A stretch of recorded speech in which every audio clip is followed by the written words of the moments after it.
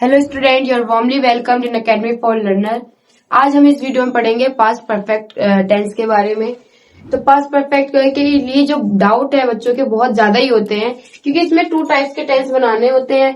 तो इसलिए तो सबसे पहले हम देखेंगे सिंपल वाले को कैसे बनाते हैं। जब आपके हिंदी वाक्य के अंत में, यानी जो हिंदी का ट्रांसलेशन होता है या सेंटेंस होता है, उसके अंदर चुका था, चुकी थी, चुके थे, या फिर या था, या थी, ये थे आदि शब्द आते हैं, यानी कि दिया था, किया था, खाया था, पिया था, तो ऐसे शब्द आते हैं तो पास्ट परफेक्ट टेंस में बनाए जाते हैं। तो देखिए, इसमें जो टेंस में हेल्पिंग वर्ब आपको हैड का प्रयोग करना है सभी सब्जेक्ट्स के साथ, चाहे वो सिंगुलर है या प्लूरल। ऑल सब्जेक्ट्स के साथ आपको केवल हैड का प्रयोग करना है, हेल्पिंग वर्ब। और इस टेंस में वर्ब की थर्ड फॉर्म में, यानी कि वर्ब की थर्ड फॉर्म का प्रयोग करना है इस टेंस पे। हेल्पिंग वर्ब आपको हैड और जो आपकी मेन वर्ब है वो थर्ड फॉर्म होगी। फॉर्मूला इसका होगा, सबसे पहले आपको सब्जेक्ट लिखना है, उसके बाद आपको हेल्पिंग वर्ब लिखनी है, उसके बाद वर्ब की थर्ड फॉर्म और फिर ऑब्जेक्ट, फिर आपका अदर।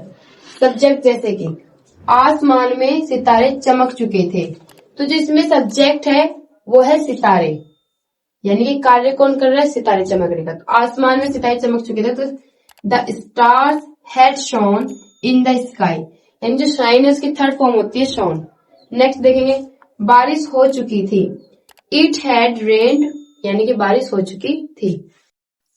अब देखिए, जब हम देखेंगे पास्ट परफेक्ट टेंस में जब एक साथ 2 कार्य और दोनों ही कार्य पास्ट में हो तो उसे कैसे बनाते हैं। तो ध्यान से देखिएगा, इन वाक्यों में यानी भूतकाल में, जब आपका भूत यानी पास्ट टाइम में 2 कार्य, अभी मैंने बताया जब 2 कार्य का होना पाया जाता है, यानी कि एक साथ, यानी कि एक के बाद एक कार्य तुरंत होता है, तो उनमें से एक कार्य पहले तथा दूसरा कार्य बाद में बनाते हैं। यानी कि जो पहला कार्य है उसे हम बाद में बनाएंगे, या कि जो खत्म हो चुका है उसे सबसे पहले बनाएंगे। इनमें जो कार्य पहले समाप्त होते हैं, यानी जो कार्य पहले खत्म होगा वही आपको पास्ट परफेक्ट टेंस में बनाना होता है। जैसे कि मेरे आने से पहले ट्रेन जा चुकी थी। तो इन सारे टेंसेस को लेकर हम इस रूल में पढ़ेंगे। जैसे कि जो हमारा पास्ट है, यानी कि इनमें जो कार्य है जो पहले समाप्त होगा उसे सबसे पहले आपको पास्ट परफेक्ट टेंस में बनाना होता है।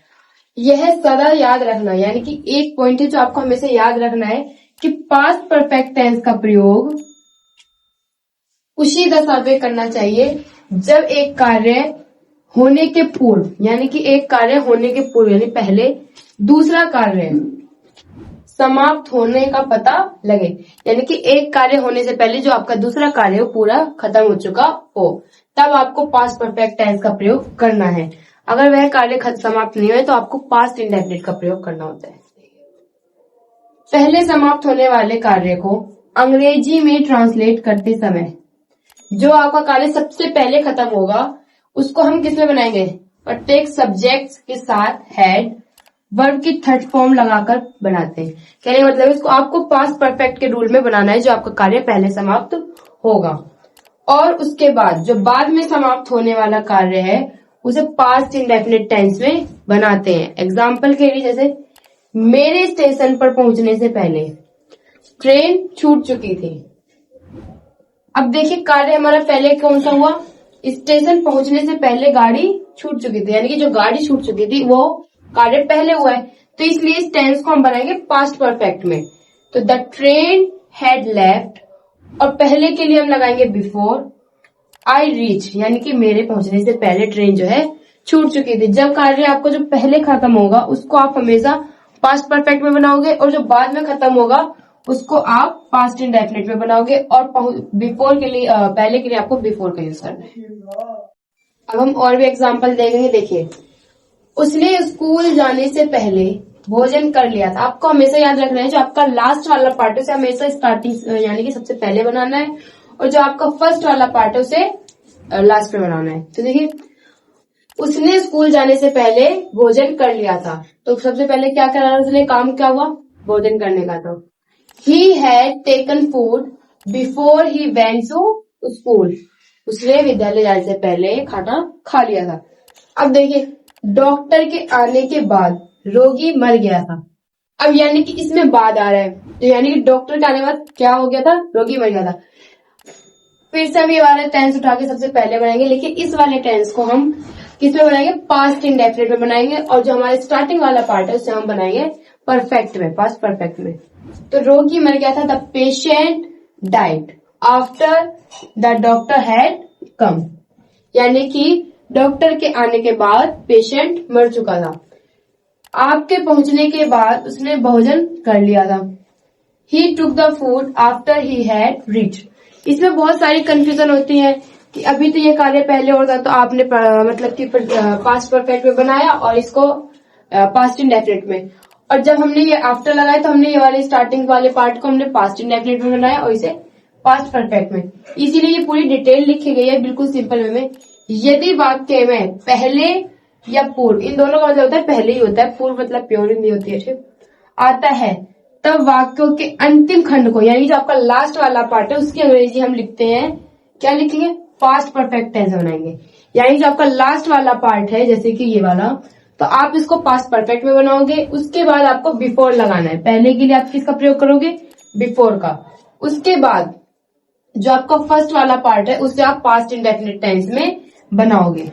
यानी कि जब आपके टेंस में बिफोर आ रहा है तो आपको जो लास्ट वाला पार्ट है उसको आप पास्ट परफेक्ट में बनाओगे, और जो स्टार्टिंग वाला पार्ट है आप उसे पास्ट इंडेफिनिट टेंस में बनाओगे। इतनी कंफ्यूजन हो गई, तो अब आगे देखते। जब बाद वाले हो, तो यदि वाक्य में बाद या पश्चात हो तो इनके लिए तो आपको आफ्टर का प्रयोग करना है। तब जो अंतिम खंड है उनकी अंग्रेजी हम क्या बनाएंगे, पास्ट इंडेफिनिट टेंस में लिखते हैं। यानी जो आपका टेंस है वो किसमें बनेगा, पास्ट इंडेफिनिट टेंस में। और जो हमारा फर्स्ट वाला पार्ट है उसमें आफ्टर लगाने के बाद हम लिखेंगे उसे किसमें, पास्ट परफेक्ट टेंस में, जैसे कि यहाँ पे भी हमने बनाया है। ही टुक द फूड, यानी कि हमारा पास्ट इंडेफिनिट है, after one he had reached, ये हमारा पास्ट परफेक्ट टेंस है। तो बच्चों अब हम देखेंगे नेगेटिव सेंटेंस कैसे बनाना है। नेगेटिव सेंटेंस जो सिंपल वे होता है, चुका थी चुकी थी, इसमें तो आपको हैड के बाद आपको नोट लगाना है। बट जब आए आपका एक मतलब दो कार्य एक साथ हो पास्ट में, और जब हम टेंस बनाते हैं, जैसे कि अभी मैंने बताया था, बिफोर वाले टेंस को जब हम ट्रांसलेट करते हैं तो पहले वाले जो हम पार्ट बनाते हैं फर्स्ट में बनाते हैं, और जो लास्ट वाला होता है, जो फर्स्ट वाला होता है उसे लास्ट में बनाते हैं। तो हमें नोट किस चीज में लगाना है ये आपको देखना है। तो देखिए, जो जिसमें नेगेटिव सेंटेंस वो होते हैं जिसमें नहीं और न की बातें या मना करने की बातें, वो नेगेटिव सेंटेंस होते हैं। तो उनके बनाने के लिए सबसे पहले आपको सब्जेक्ट लिखना है, हैड, नॉट, वर्ब की थर्ड फॉर्म और ऑब्जेक्ट, बाकी अदर जो आपका है, ठीक है। जैसे कि उसने मुझे अपनी किताब नहीं दी थी, तो he had not given me his book, यानी कि उसने मुझे अपनी किताब नहीं दी थी। ये तो बिल्कुल सिंपल वे चुका था जो कि, लेकिन जब हम कहें कि जैसे पिताजी ने स्कूल जाने से पहले या पूर्व नाश्ता नहीं किया था, तो आपको देखना है कि नहीं किस में आ रहा है, हमें किस में नोट का प्रयोग करना है, कि डिड नॉट वाले में करना है या फिर हमें पास्ट परफेक्ट वाले में। तो जो टेंस आप फर्स्ट में ट्रांसलेट करोगे आपको उसमें नोट का प्रयोग करना है। जैसे कि father had not taken food before he went to school, यानी कि पिताजी ने नाश्ता नहीं किया किससे, जाने से पहले स्कूल। तो यानी कि जब आपका टेंस जो पहले वाला ट्रांसलेट होगा उसे ही आपको नेगेटिव में बनाना है, और उसके बाद वाले को आपको अफर्मेटिव में बनाना होता है। जैसे डॉक्टर के आने के बाद रोगी नहीं मरा था। अब देखिए, हम जब बाद वाली बात आती है तो जो हमारा लास्ट वाला टेंस होता है उसे पास्ट इंडेफिनिट में बनाते हैं, और जो हमारा फर्स्ट वाला पार्ट होता है उसे पास्ट परफेक्ट में बनाते हैं। तो रोगी नहीं मरा था, तो इसीलिए यहाँ पर डिड नॉट का प्रयोग करेंगे। Patient did not die after the doctor had come, यानी जो रोगी था वो नहीं मरा था जब डॉक्टर आ चुका था। अब हम देखेंगे इंटेरोगेटिव सेंटेंस, यानी कि इंटेरोगेटिव सेंटेंस टू टाइप्स के होते हैं। पहला वो क्वेश्चन जिनका हम आंसर यस और नो में दे सकते हैं, और दूसरा वो क्वेश्चन जिनका आंसर हम यस और नो में नहीं दे सकते। तो जिन प्रश्नों का उत्तर हम यस और नो में दे सकते हैं, तो सबसे पहले देखें उन्हें कैसे बनाते हैं। जब आपके प्रश्नवाचक वाक्य में शुरू में क्या हो, यानी कि जब क्या आता है, तब उन क्वेश्चन को जो आंसर है वो आप यस और नो में दे सकते हैं। तो इसलिए हम देखेंगे पहले इसे कैसे बनाते हैं। पास्ट परफेक्ट टेंस हो या कोई भी अन्य टेंस हो, चाहे पास्ट परफेक्ट टेंस हो, ये जो आपके 12 के 12 कोई से भी टेंस हो, जब प्रश्नवाचक वाक्य के शुरू में क्या आता है तब क्या की अंग्रेजी वर्ड का प्रयोग नहीं करते हैं, बल्कि उस टेंस की हेल्पिंग वर्ब से आपको टेंस को आरंभ करना होता है सेंटेंस को। जैसे कि मान लो ये है पास्ट परफेक्ट टेंस है। तो पास्ट परफेक्ट टेंस में आपको हेल्पिंग वर्ब हैड का प्रयोग करना होता है, पास्ट इंडेफिनिट में डिड का। तो ऐसे ही जितने भी टेंस है उन सभी में जब स्टार्टिंग में क्या आता है तब क्या की अंग्रेजी वर्ड नहीं लगाकर हेल्पिंग वर्ब से यूज करते हैं। फॉर्मूला देखिए, हैड सब्जेक्ट वर्ब की थर्ड फॉर्म ऑब्जेक्ट फिर आपका अदर। तो सबसे पहले आपको हेल्पिंग वर्ब हैड का प्रयोग करना है, चाहे सिंगुलर हो या प्लूरल, सभी सब्जेक्ट के साथ आपको हैड का प्रयोग करना होता है। ये आप हमेशा याद रखना। बाकी जो आपका हैज है वो होता है उनमें देखते हैं, अदर हेल्पिंग वर्ब में देखते हैं। Had he done his work, क्या वह अपना काम कर लिया है या उसने अपना काम को पूरा कर लिया। तो यानी कि had he done his work, क्या आपके पहुंचने के बाद उसने भोजन कर लिया था। अब देखो इस टेंस को है जो ये बाद है, सबसे पहले आप याद रखना जब टेंस से बाद आए तो आपको जो पहले टेंस की यानी कि जो आपका लास्ट पार्ट है उसकी हिंदी बनाते टाइम, आपको इंग्लिश बनाते टाइम आपको पास्ट इंडेफिनिट में ट्रांसलेट करना होता है। जैसे कि उसने भोजन कर लिया था, तुम क्या लिखेंगे, did he took the food. और ये बात आप हमेशा याद रखना, जो आप पहले टेंस को स्टार्ट करोगे ट्रांसलेट करते टाइम उसे ही आप इंटेरोगेटिव में बनाओगे या नेगेटिव में। बाकी जो आपका लास्ट वाला टेंस है उसका एज इट इज अफर्मेटिव में बनाओगे। जैसे did he took the food after he had reached, क्या उसने भोजन कर लिया था पहुंचने के बाद। आगे देखते हैं, क्या आप गाड़ी के आने से पहले स्टेशन पहुंच गए थे। तो अब देखिए पहले के लिए हमें बनाना तो इसी टेंस की हिंदी है सबसे पहले, बट इस टेंस को आपको हमेशा बनाना है पास्ट परफेक्ट में जब आपके टेंस के बीच में पहले आए, और जब बाद में आए तो ये वाले टेंस को हमें पास्ट इंडेफिनिट में बनाना होता है। तो स्टेशन पहुंच गए थे तो कौन पहुंचा था, आप। Had you reached the station before the train arrived. अब हम देखेंगे उन क्वेश्चन का आंसर जिन्हें हम एक्सप्लेन में कर सकते हैं या फिर यस और नो में उनका आंसर नहीं दे सकते। तो देखिए जब प्रश्नवाचक वाक्य के बीच में हो यानी कि क्यों, कब, कैसे, कहाँ, जब ये सेंटेंस के बीच में होते हैं तो हम इसे कैसे बनाते हैं। सबसे पहली बात, जिन क्वेश्चन यानी कि जो क्वेश्चन वर्ड होते हैं अगर वो वाक्य के बीच में आते हैं तो आप उनका उत्तर देने के लिए यस और नो का यूज नहीं कर सकते हैं। आपको उसे एक्सप्लेन करना होगा कि जैसे हमने क्या किया है। अगर आपसे पूछा जाए वह वहां क्यों गया है तो आप क्यों के लिए आप यस और नो नहीं लगाओगे, उसका रीजन बताओगे। तो इसी तरह जो आपके क्वेश्चन वर्ड होते हैं जब वो वाक्य यानी सेंटेंस के बीच में आते हैं तो सबसे पहले आपको क्वेश्चन वर्ड की इंग्लिश लिखनी होती है, चाहे वो आगे पीछे कहीं पर भी हो। तो आप सबसे पहले क्वेश्चन वर्ड की इंग्लिश लिखोगे, फिर आपको हेल्पिंग वर्ब हैड प्रयोग करना है, सब्जेक्ट लिखना है, वर्ब की थर्ड फॉर्म ऑब्जेक्ट। तो ये बात हमेशा याद रखना, केवल जो हमारा क्या वाला शब्द होता है या क्या वाला क्वेश्चन वर्ड होता है वो जब स्टार्टिंग में आएगा तब आप यस और नो में यानी कि हेल्पिंग वर्ब से आप अपने टेंस को आरंभ करोगे, सेंटेंस को। और अगर आपके क्वेश्चन वर्ड आते हैं बीच में तो आप किससे आरंभ करोगे, क्वेश्चन वर्ड से, उनकी इंग्लिश से स्टार्ट करोगे। तो जैसे तुमने अपने कपड़े स्वयं क्यों धोए थे, Why had you washed your clothes yourself, यानी कि आपने अपने कपड़े अपने आप ही क्यों धोए थे।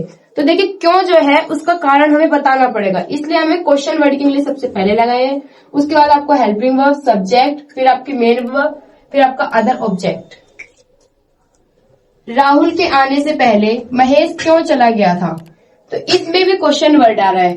तो देखिए क्यों चला गया था, आपको मैंने पहले बताया जब पहले वाले टाइम से इसको तो हम स्टार्टिंग बनाएंगे बट हम इसे पास्ट परफेक्ट में बनाएंगे।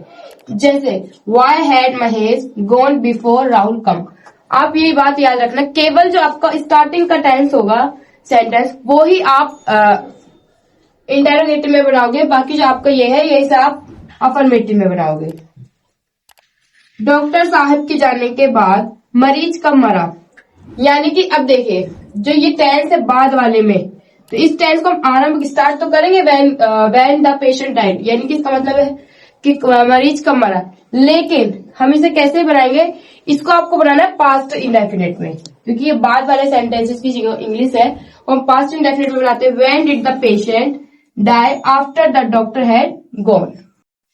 तो हम देखेंगे नेगेटिव इंटेरोगेटिव सेंटेंस, यानी कि इसे किस तरह बनाना है हमें ये देखेंगे। देखिए जब आपके प्रश्नवाचक वाक्य में नहीं भी आ रहा हो तो हमें कैसे ट्रांसलेट करना है। सबसे पहले आप हमेशा याद रखना जो आपकी मेन वर्ब होगी आपको उससे पहले आपको नोट लगाना होता है। तो देखिए कैसे, लड़कियां वापस क्यों नहीं लौट चुकी थी, why had the girls not return, यानी कि जो रिटर्न है वापस लौटना वो आपकी मेन वर्ब है, उससे पहले आपको नोट लगाना है। अब जब वाक्य पहले या बाद वाला हो तो उसे कैसे बनाना है, तो देखिए, माता जी के खाना बनाने से पहले आप क्यों नहीं आए थे। तो आपको पता है जब हमारा लास्ट वाला पार्ट होता है ना, सबसे पहले हम ट्रांसलेट करते हैं, लेकिन जब बिफोर आ रहे हैं यानी पहले आ रहा है, तो यानी कि पहले वाले जो हमारे लास्ट वाला पार्ट है हम इसे बनाएंगे परफेक्ट में। Why had you not come before the mother cook the food, यानी कि आपको पहले वाले ही टेंस में आपको नॉट का प्रयोग करना है। क्या बारिश होने के बाद आसमान साफ नहीं हुआ था, तो आप कैसे करोगे। Did the sky not clean after it rain, यानी कि आपको हमेशा याद रखना है, सॉरी यहाँ पे हेड आएगा, तो आपको हमेशा याद रखना है कि जो आपका पहला वाला जो हम लास्ट वाला पार्ट बनाते हैं उसे ट्रांसलेट करेंगे। अगर आप पास्ट में कर रहे हो परफेक्ट में, तब भी आपको फर्स्ट वाले पार्ट में ही नॉट का प्रयोग करना है, और आप इंडेफिनिट कर रहे हो तब भी आपको नॉट का प्रयोग फर्स्ट वाले पार्ट में ही करना है। अगर आपको हमारी वीडियो अच्छी लगी हो तो प्लीज लाइक शेयर सब्सक्राइब करें और हमारे ऐप अकेडमी फॉर लर्नर को डाउनलोड करें, जिसका लिंक हमने डिस्क्रिप्शन बॉक्स में दे दिया है। And thanks for watching my videos. कोई भी सपना साकार करने के लिए सबसे जरूरी है सही कोच का होना। चुनिए अकेडमी फॉर लर्नर को और करे अपने PCMB for 6 to 12 and SSC का सपना साकार। Download the app now.